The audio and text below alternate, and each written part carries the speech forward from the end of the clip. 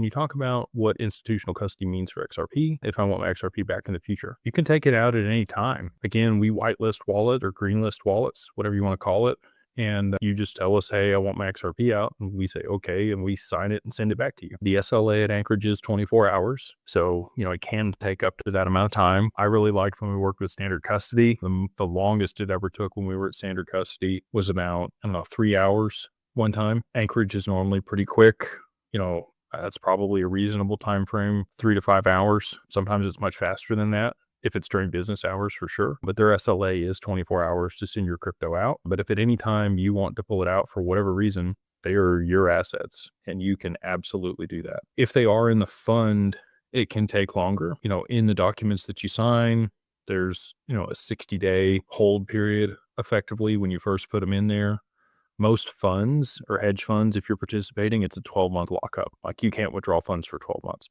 So we're much more reasonable and flexible than that. If there is a situation where you really have to have them and, you didn't disclose it to your financial advisor, that could be a problem. They're going to help you mitigate that risk. They're probably going to advise you not to put all of your assets into the fund. But if you chose to do so, irrespective of their commentary and you needed them back like immediately, I think we've got it done in as little as like 100 hours. A little bit less than 100 hours to be able to unwind it out of the fund and get them back to you. So I know it's not DeFi.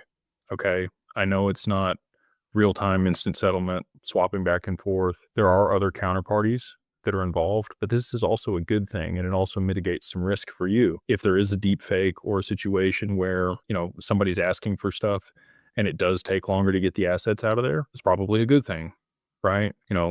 We have some systems in place to be able to mitigate that risk. If you tell us a certain word that is a distress word, then we're going to know that you're in distress and we're probably going to delay that transaction and we're going to call the authorities and tell them that you're under duress and being coerced by somebody and, probably need to send help over there. So that's some of the additional benefits that we provide.